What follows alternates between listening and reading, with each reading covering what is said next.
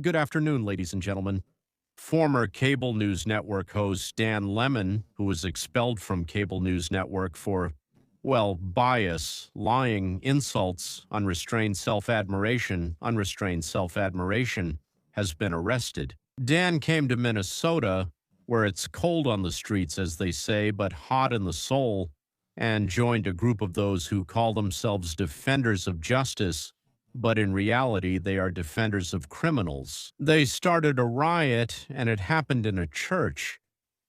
The police, well, it's the federal police, the immigration department, which is a branch of our federal police, are searching for and arresting criminal elements. Those who came from abroad, whether legally or illegally, are on the territory of the United States of America, but they are citizens of other countries, so they arrest them. In this case, they were hunting murderers, rapists, and robbers united in a gang living in Minnesota, hired with money coming from China, the so-called rioters. Well, mostly these are lesbians, transgender people, sexually unsatisfied housewives, as well as countless depressed young people. They go out into the streets of a frozen perfect city. So they go wherever they're told through the internet, wherever the resistance organizers tell them to go. And so they find out where this police force connected to immigration is located.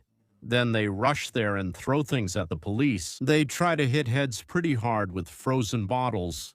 Yeah, a frozen bottle to the head, rocks, chunks of ice. Some of them even come with weapons. Well, like the one recently killed by the police, what's his name, Alex Pretty. Others try to run over the police with cars, like those who were killed. Yeah, Renee Good.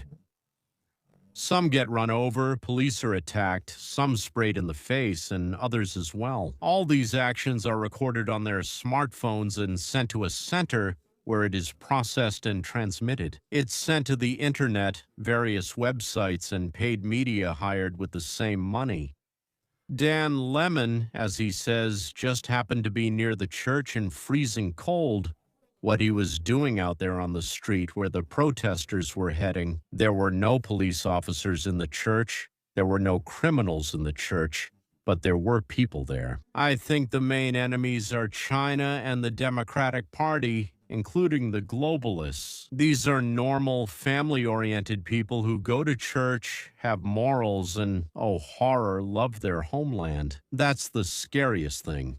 Morality and love for the homeland are exactly what they all hate. So they are actually the real enemies of Kitsch, the enemies of Lemon and the demonstrators. Murderers. They defend rapists even at the cost of their own lives, as we've already found out. And they attack these people even at the cost of, well, maybe a short prison sentence.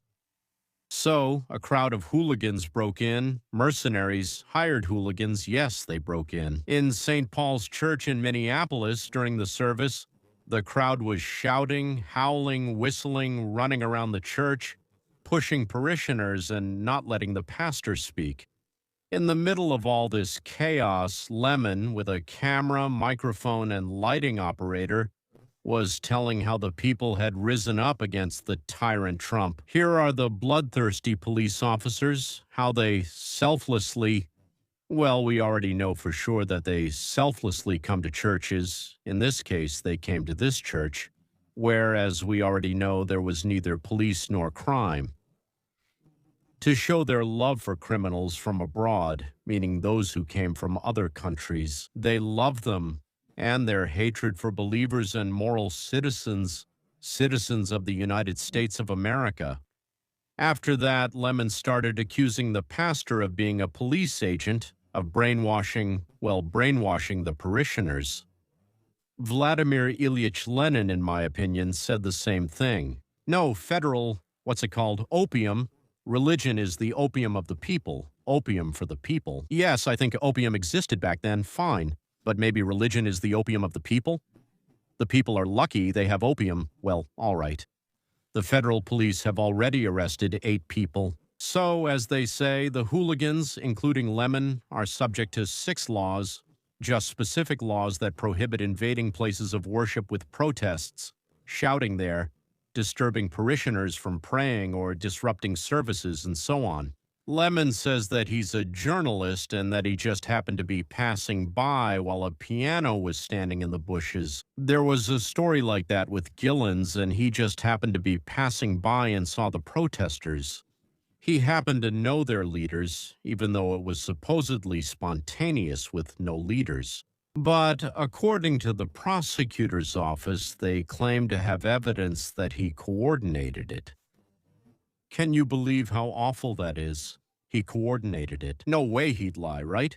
He says he was there by accident. It's terrible, but they claim to have evidence. He coordinated his arrival with the attack and in this way took part in the assault on the pastor and against the pastor. Lemona was arrested in Los Angeles, where he flew from Minneapolis, so he came here, where he was planning to sneak into the award ceremony. Grammy is a music award. So Lemon lost his accreditation, they fired him from his job, and he has to do everything he can to attract attention to himself to get viewers on YouTube. He's set up a channel there and he keeps doing things and will keep doing things all the time. Yeah, lately, from his point of view, he's been creating the image of some kind of fighter for, I don't know, maybe for criminals from the border, probably. Yeah, well, basically the image of a scandalous journalist who's interesting to watch. So this whole story, all of it is just a public relations stunt by a journalist who got fired and is now looking for money and fame. And what do you think? Did Lemon end up there by accident, or was it not an accident after all? And secondly, do you think he has a civic stance, or does he just really love money? I would be glad if you answered these questions for me, and until we meet again.